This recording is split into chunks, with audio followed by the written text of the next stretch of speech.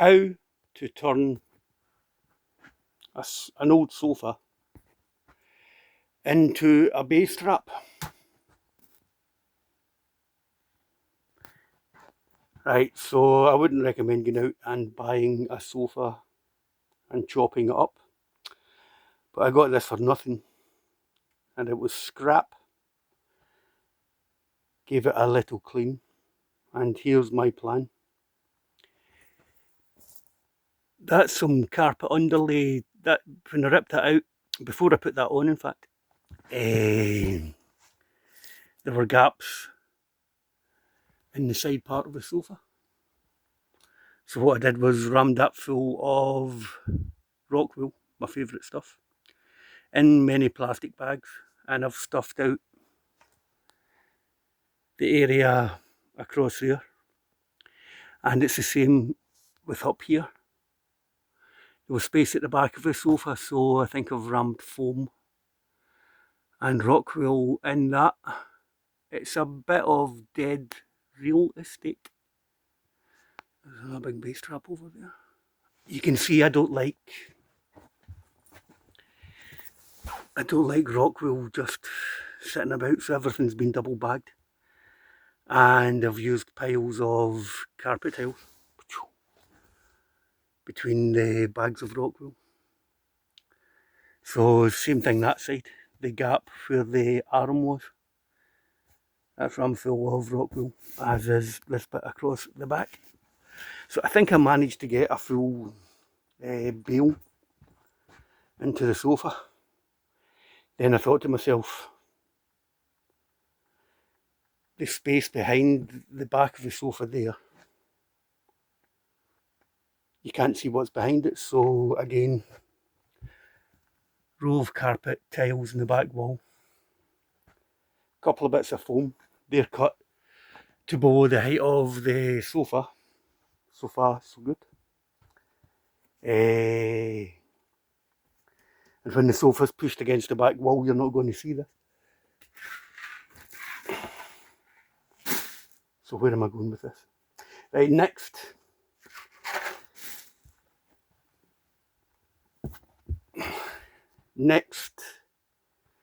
I made the sofa a bit higher with screwing on these old bits of wood, and then I've put a layer of foam cubes on the ground. I may pop them back up and put some more carpet tiles below them. Carpet tiles are quite heavy and they're rubber backed.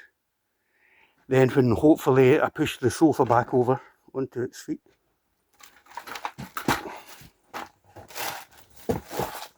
when I push the old sofa back over onto its feet, it's going to hide all that stuff and hide all the stuff in the floor as well. Now, looking at the sofa, there's a gap here. The plastic bags are more rock wool. I'm going to put them into these gaps, tip it over, then effectively I've made this whole thing into a base trap that you can't see. Was that clever? Was it stupid? Am I going mad? I've spent a lot of time in this place, man, so I have. So there's a base trap built into this table over here. Big corner unit's a base trap as well. The sofa's now turned into a bit of a base trap. Below it, there's more stuff to trap base. More stuff behind it. If you can see behind that, I've utilised more of these foam cubes. Why did I use foam cubes and carpet tiles? The answer is really simple. Right, brace yourself for this. They were lying about. I picked up like 100 carpet tiles for about 40 or 50 quid about a year ago. I may put some of these on that side of the table as well. What I'm hoping is rock wool does dampen energy, but we've mixed up materials between the foam cubes, the rock wool and the carpet tiles.